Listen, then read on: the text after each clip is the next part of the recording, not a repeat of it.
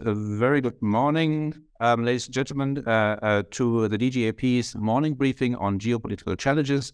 I'm Henning Hoff, Executive Editor of Internationale Politik Quarterly. With regard to Russia's war of aggression against Ukraine, we are writing day 427. The discussion is mostly about the timing of the expected Ukrainian counteroffensive and the phone call Chinese President Xi Jinping put finally through to his Ukrainian counterpart Volodymyr Zelensky yesterday afternoon. In Germany, the intra-government discussions about the 2024 budget, however, seem somewhat removed from the war, which, according to Chancellor Olaf Scholz, marks a historical turn for Zeitenwende. But the fiscal policy, is it turning too? Yes, the Bundeswehr got a special fund, or Sondervermögen, of 100 billion euros last year, which spending power has already been reduced by inflation and other factors to something about 86 billion. New Defense Minister Boris Pistorius has asked for an extra 10 billion euros to raise the regular defense budget to something around 60 billion euros, but it seems that he's unlikely to get the whole amount. Things have been in the balance since Finance Minister Christian Lindner postponed indefinitely the publication of a draft budget, or the Eckpunkte, for the 2024 budget, and another round of talks between the three parties yesterday night doesn't seem to have brought more clarity. Overall, the coalition of the SPD, the Greens, and the FDP struggled to come up with a fiscal policy fitting for the new times. To discuss all this, we have three great speakers with us this morning. In order of appearance, I'm glad to welcome my DGAP colleague, Dr. Christian Mölling, one of Germany's leading defense experts and heads of the DGAP Center for Security and Defense. Christian will comment on the German defense budget, the Sondervermögen, and the future of German defense spending. Very warm welcome, Christian. Thanks for having me. Next, we will be hearing from Philippa Sigl-Glöckner, co-founder and managing director of Dezernat, Zukunft, the Institute for Macrofinance. Philippa previously worked at the German Ministry of Finance and was an advisor to the Liberian finance minister, the World Bank, and the German Bundesbank. This morning, she will talk about intra-government budget debate, debt break, and the future of German fiscal policy. A warm welcome, Philippa, and glad that the technical hitches have been cleared. Good to have you with us. Yeah, good morning. Thank you. And last but not least, we have the DGAP's director, Dr. Guntram Wolff, with us. Guntram will round off our first round of inputs with remarks on a German budget, or what a German budget would look like, that really meets current geopolitical challenges. Each speaker has 6 to 7 minutes for the introductory remarks. We will be opening up for your questions and comments after roughly 30 minutes. Please raise your hand, introduce yourself, and put your question directly to the panel. You're also welcome to submit questions and comments via the chat function, and I will do my level best to put it to the panel. Please note that this event will be recorded and that we will have to close on time at 9:30 a.m. And with a word of thanks to my colleague Milan Nitsch, the DGAP Central and Eastern European expert who has been instrumental in organizing these events from their very start, and to Dr. Jan Stöckmann from the Director's Office who is supporting the series going forward, as well as a warm thanks to our colleagues in the events and communication teams. Let's hand over to Christian. Yeah, thanks, Henning. And thanks for the introduction, because I think it gives me a very good starting point so I don't have to go through the whole geopolitical change. I guess nonetheless, even if we discuss money, money in the political sphere is there to generate an output by money as an input. So I think this is the most important thing. The input discussion is about the defense spending, but what is mostly missing in the German discussion is the output. And maybe I start with this because I think this is the most important point. We have set ourselves, not Germany alone, but with all its partners in NATO, a limit that we want to achieve. How do we achieve this? In terms of investment, that is up to us. The 2% are a guideline, but they are by no means fixed. So if you can deliver the output with spending less, no problem at all. I guess no ally would ever kind of comment on that if Germany would basically deliver its capabilities to NATO. However, the situation over the last 2 decades at least, is that we are not delivering to what we have signed up for in NATO. So therefore, the starting point is this is not only about underspending in terms of money, but also underspending and having the effect of not generating the output that we need. This has been a rather theoretical debate for the last 3 decades, because after the end of the Cold War, everybody was only looking for the budget, possibly. But now, with the largest war in Europe since 75 years, it is getting a palpable challenge, and the German armed forces cannot deliver to it. Plus, it's not only about the German armed forces, it's also about the immediate support of Ukraine, at least through the equipment that the German armed forces are giving away to the Ukrainian forces, which need to be replaced. So there's an extra burden coming up to it. The ad hoc solution by the German government, and not only government, by the Chancellor himself, so he is kind of giving his word to these things, is the 100 billion as a special fund and increasing the regular budget to 2% of GDP. I think here it's important to make the distinction immediately. The 100 billion is not part of the regular budget, which is good and bad. The good thing is you can use the 100 billion as long as they are there, or there's no limit in terms of an annual spending target. But it also means that this money will end, and then the question is, so what's then? If we are not up to 2% at that point, you basically will fall with regard to your spending in these things. The maybe to come to the core of the problem, the problem is not so much that the 100 billion spending power is reduced, but the current problem of the minister, politically and kind of technically, is to find short-term solutions, because he has to get the machinery going again. The 100 billion is only about the midterm solution. This is all about the things that we have been missing in the past, but which will only arrive in the future. Until this future, so the next 5 years, the minister has to keep the machinery of the German armed forces going. And here, basically, the annual spending, the annual budget comes into place. This annual budget is only 50 billion, and I say only. It's also reduced because it's a kind of the flat rate that we currently have for the next years foreseen, which basically means that this money is eaten up by inflation, by the increase of wages, etc., which means the short-term solution is not visible. And in fact, the situation will aggravate for the minister until a moment where it can no longer be a keeping the armed forces operation. I will try to show you a very short slide, which I hope grasps that all.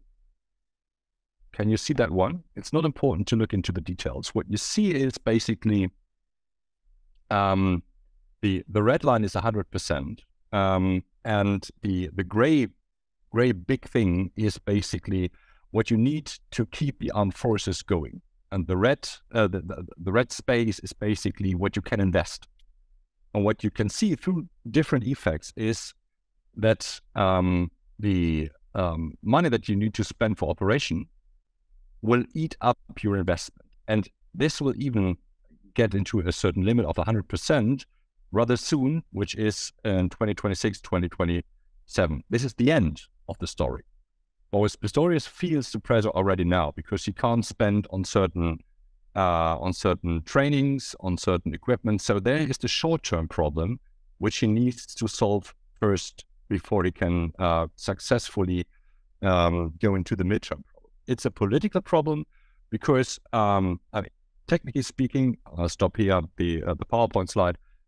Technically speaking, politically speaking, he has lost 1 year, or the armed forces has lost 1 year through the last minister. And he has only about 1.5 years left on the political timeline to deliver something that basically persuades the parliament to throw more money at the armed forces. And this is the biggest challenge, or even a kind of a catch-22 situation, because it's coming very late into the game. And now that also explains why he yesterday officially said it's all about speed. You can discuss this if the timelines are not there. if you shouldn't go for quality, etc., etc. But the challenge is the speed on the political timeline and also on for the machinery to keep the armed forces going and persuade the political side, but also the armed forces, that this is the right way of doing. So if you put it in a nutshell, the German discussion over the last decades on do not overspend is to a certain extent true, because you can overspend and by that kind of burn taxpayers' money. But you can also underspend and by that burn taxpayers' money, because taxpayers have invested into, let's say, steel, which is the systems. And if we don't invest into the operation of this steel, you basically get no military power out of it. So basically the political objective of your spending is not achieved. So there is a kind of a baseline, and it's not only a financial limit which can be spent, but there's also a limit to what is effective military contribution, which is in that space of public spending the key question or the key objective that we basically have. So the solutions, they are obvious. The Ministry of Defense needs short-term increase of the budget, not only because it needs to increase the or to lower the gap between what can come out of the special budget and the 50 billion, but it also needs the money directly for the daily operation of the armed forces, because we can't wait until 2028 or something when all the nice good equipment arrives, plus the equipment cannot be operated. So this is the one thing. Either you increase the operation of the annual budget, or, and that's something rather tricky, you kind of reuse or redefine what can be done by the special funding, by the special fund, and pour it into the operations and pour it into the daily business, with decreasing the long-term perspective for the armed forces to get the equipment that it basically needs. So it's really a catch-22 situation, and I wish the minister all the luck and us as well. Thank you very much. Thank you very much, Christian. Maybe one very, very quick comeback question. What kind of money is actually needed to get the Bundeswehr sort of into shape again? The figure of 300 billion has been bandied around, including by Eva Högel. Okay. It depends a little bit on the timeline that you add to it, but we have calculated for the next 10, 12, 15 years, it's 360 billion possibly. There you have the inflation, all these things, but it gives you a certain element of taste of where we are basically. So we are starting to solve the problem, but we can also waste this 100 billion. Thank you. All right, let's move on to Philippa, please. I was trying to think about how to add some good news to the story, but it may actually turn out to be a little bit difficult in this case. Maybe I'm going to give you a bit of a setting the scene on the federal budget, where we're coming from the last years, and that may help to give you an idea of the current situation and how it's developing.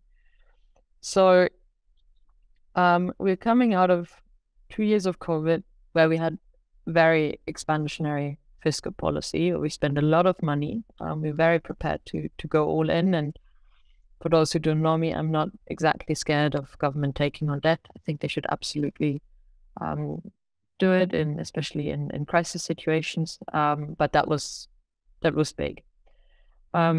So when you are kind of going off that crisis of steroids, that already induces some pain just by itself, because obviously you're addressing the crisis, but you also normally growing other budgets in that kind of time, because you want to stimulate the economy. The constraints are a little bit looser. So we're coming out of that and kind of have to lower down. Then in addition, it was already mentioned, we have inflation, which plays a big role, even if not the full impact of the headline numbers that we saw last year is reflected in the budget, even if it's a little bit lower, but a large share of government funding goes into salaries, either directly, and I mean with the Bundeswehr, that's obviously very much the case, or indirectly through contractors. So you will see huge cost pressures in things like social services. So, care, health, education. We've already underspent in the years before. So if we want to close the gap, plus address inflation, we will have a lot of spending pressures. Then in addition, we have the ongoing challenge of rising subsidies for aging. That's by far the biggest position in the federal budget. It's around 100 to 20 to 130 billion. I think it's on 28 right now. And it's rising by about 4 billion a year. And that's not getting much better in the near future. Then we have interest rates kicking in.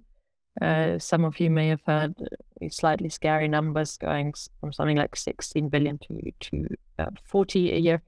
The rise isn't actually, I think if you do proper accounting, isn't that extreme. It's, if anybody's interested, I can explain a bit more about the mechanics of interest payment accounting, but it's a single digit figure that's coming on top every year now as well. And then obviously we have the really big chunk on climate. And on climate, what we've done for 2023, for 24, and then it's petering out, is we've done some very creative accounting, basically taking funds that we booked in COVID times and stuck them in the climate fund. That was, I think, a key element that made this coalition work, and the coalition negotiations, basically taking 60 billion of COVID loans and then sticking them into the climate fund. And that really greased the wheels and really helped the government to make the money work. Now we can't really do this creative accounting, I think, in the next 2-3 years, because you need a crisis to get the funds out, basically.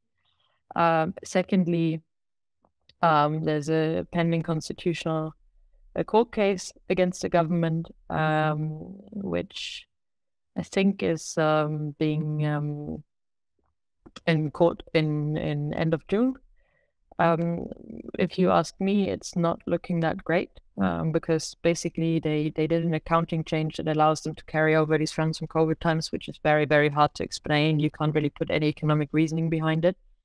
I'm not sure there's good legal reasoning behind it. So if the government's unlucky, they will have an unconstitutional budget for 2021 when they book these funds.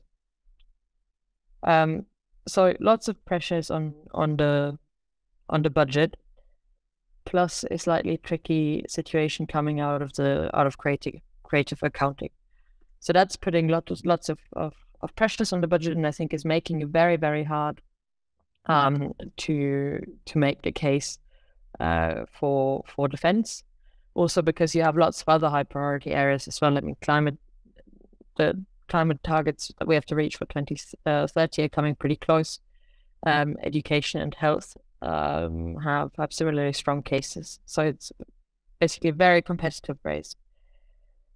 Now to the point, what does actually constrain the government? And that's, I think, where it gets interesting.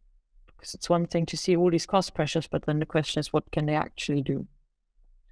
Now, we do have a constitutional fiscal rule, the debt rate, that does limit how much debt the government can take on in any given year. But it's actually not as strict as lots of people make it out to be. If you look in the Constitution, it's Article 115, there is actually no quantitative limit prescribed in the Constitution. What the Constitution tells us is you are allowed to do just a little bit of deficit financing plus then more if the economy is running under capacity. So there are people who could work more, and you have to save money as government if the economy is running over capacity. So basically everybody's already employed. There's no spare labor force. And actually this principle is pretty sound, because if everybody's employed and the government is putting more money on top to employ more people, the only thing you get out of the economy is inflation. You can't put people to work that aren't there. So actually that principle that's enshrined in the Constitution on how much debt we take on isn't unnecessarily constraining if you interpret it in the right way. It's actually quite sound. The problem is how we interpret it today. We say if more people work than in the past, the economy is running over capacity. So by definition, we can't really grow our productive potential even by very conscious efforts like building out daycare for children, which, given female labor market participation, is very, very questionable. So if you ask me, there are lots of pressures on the budget, lots of competing demands. It's very hard. But actually, within our fiscal rule, we could do something, because we could change the definition of how much we're allowed to spend within the debt break. We also have the European fiscal rules. They're currently being negotiated. There's a reform going on. They tend to give quite a lot more space than the debt break. So I would worry about them second. On the special funds, I think one question has come on repurpose them if we need more current expenditure in the coming years.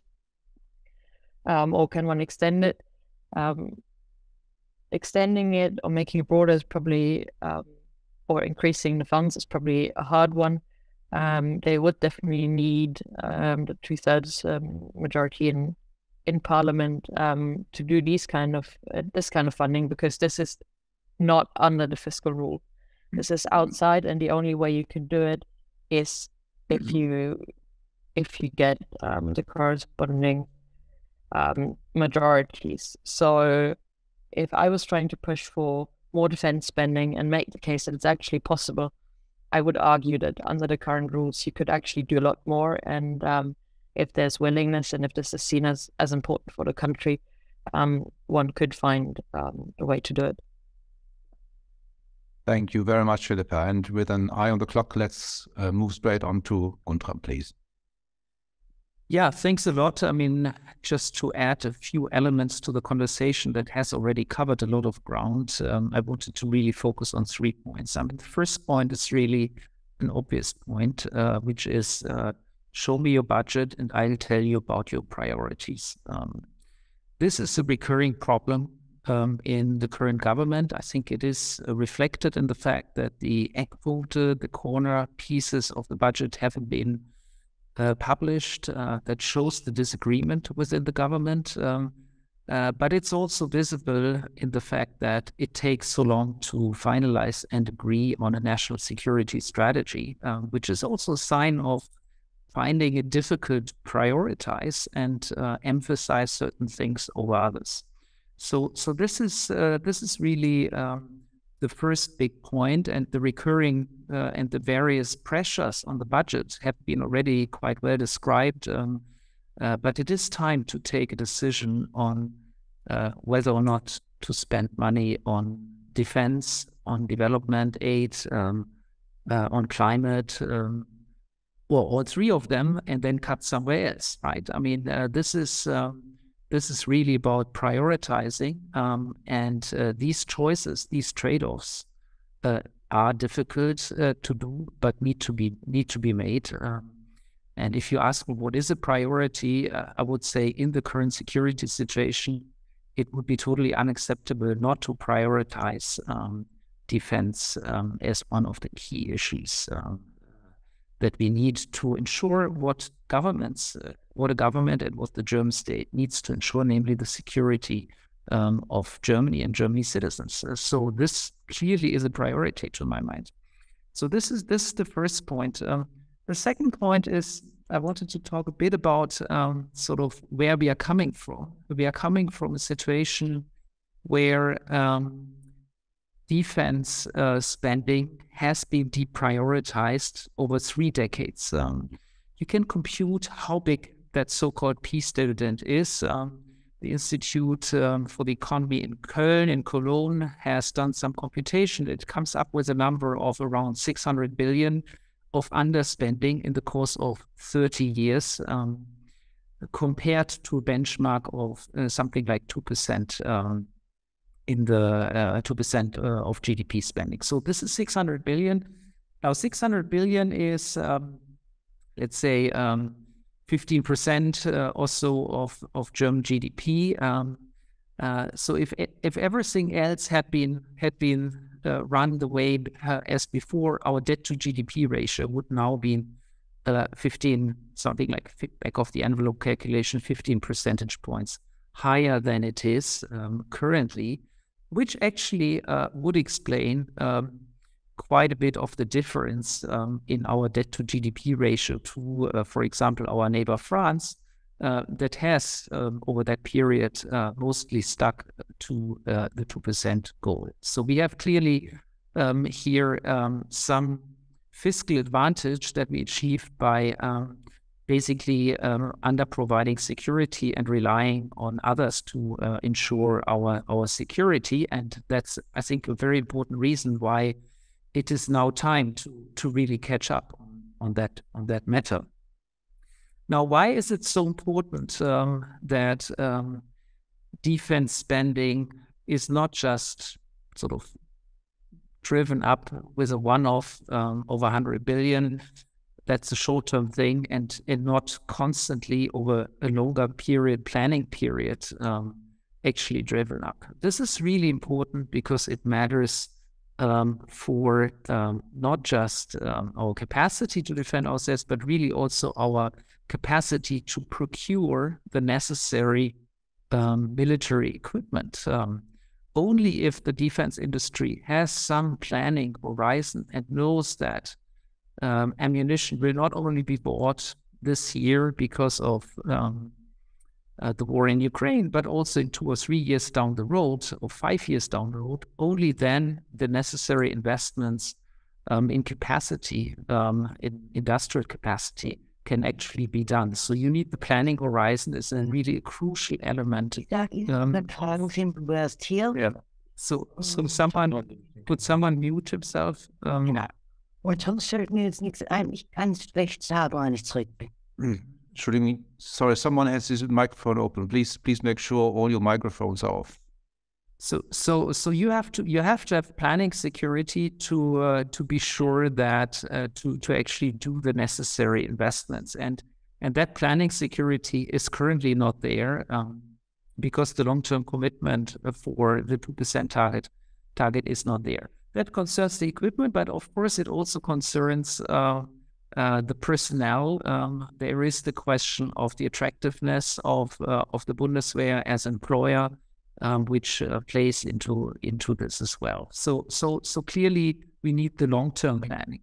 Now let me end with the last point where I do want to disagree with Philippa, having done a lot of these macro fiscal discussions myself in the last 15 years.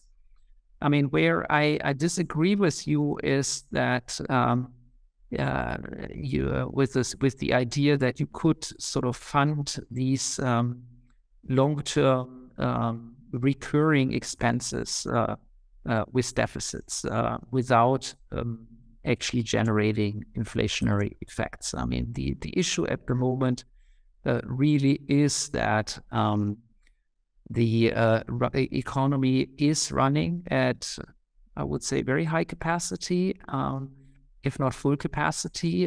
Inflation is high, and interest rates are going up. The ECB is tightening its interest rates. I mean, its policy rates in order to bring down inflation And of course, if in such a situation, the biggest country in the Eurozone was to expand its deficit to fund essentially military equipment and recurring military spending. So by deficit means where direct productivity effects that would increase our GDP are not visible. It would have inflationary effects. That's why I really don't think this, especially not this recurring, long-term recurring investment, investment spending that has to recur every now and then, can be fundamentally funded by deficits, given where our economy is at the moment. So clearly, I would disagree with Philippa. We need to find the budget, but we need to find it elsewhere, and that means setting political priorities. I mean, that's what it boils down to. Thanks so much. So we are coming to an end. We've got 4 minutes left, and as a last question, maybe starting with Christian again. The question whether or not Germany spends 2% of its GDP on defense is not only a sort of national question; it's also an international question. Our partners and allies sort of look at Germany and probably see us not meeting this requirement, even if you now sort of use the Sondervermögen for the next 2, 3, 4 years and say, well, look, putting it all together, that's sort of even more than 2%. But that only sort of works for a few years at best. But what is your assessment?